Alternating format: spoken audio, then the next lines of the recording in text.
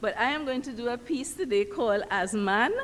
And since I'm not familiar with it, Merlene said I could extempo. So, and you all know da da da da da da da da ba ba da ba dam ba dam ba da da. But I can extempo, but I wouldn't really. So this piece is called As Man. In the geography of man, you are a whole continent. I say you are Africa, black, bold, resilient, continent of ecstatic invocations, of pregnant possibilities, teeming with survival and invention, reinventing in misplacement, reimagining self-imagination, self-replacement of dignity, recalling times of strength, remembering the joys and the pains of Atlantic and crossing on a kumbaya, Lord, soul for nothing.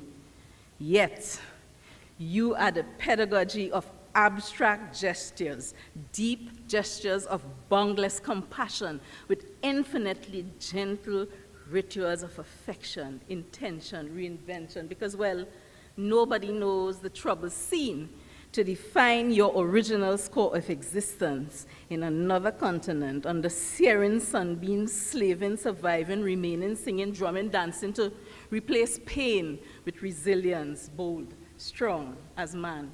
That is who you are. And in the geography of man, you are India. Mother India too, where fathers mother children, mothers gone with the wind, and you become the land of fathers who mothers daughters and sons, beams. Bent to crowded ships and reckless oceans, bending to hard labor and harsh words and harassing masters, rising resilient, determined, surviving. In the geography of man, you could well be Tobago.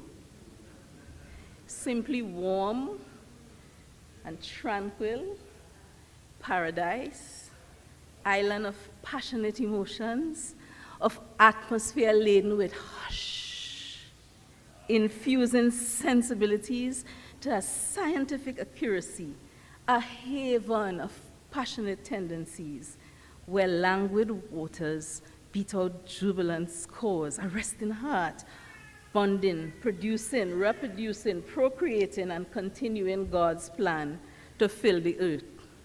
In the history of man, you came first, talk done. In the language of man, I find you in everything. As woman, part of mankind, in the race of humankind, man. As woman, I can't even take a day off from you to bask in beauty of fabric and perfumes and treatments and hair and skin and weave and braids and woman talk without you. Right in the middle of a woman's day off, you're still there. You don't believe me?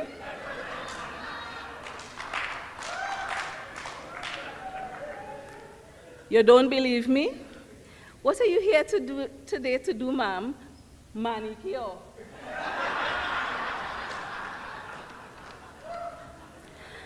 As man, you infuse my life. It is you who gave me your genes, your traits, your name. You raised me. You taught me to fight, not to fight small fights.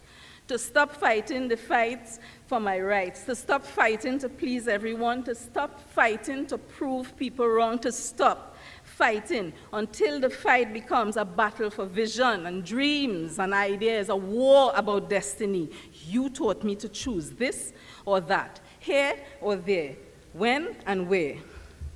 And in the mathematics of man, Dad, you are my line of possibility, lineage of addition of noble things and subtraction of evil things, an addition of virtuous things, and multiplication of grace, gratefulness, gracious living, and gregariousness. Dad, you are the straight line to my soul.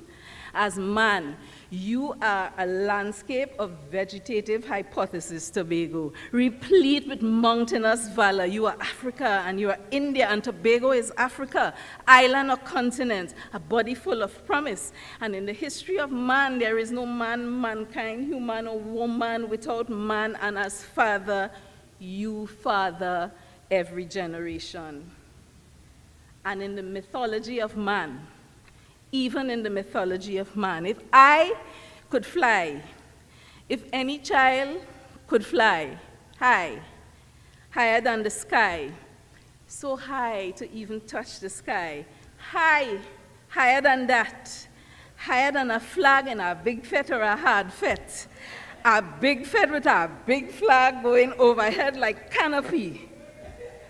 If I fly, you train me to fly, then set me off on my journey and watch me soar. And if I could fly in the mythology of man, if I could fly, it is you, Dad, not Red Bull. It is you that give me wings. Thank you.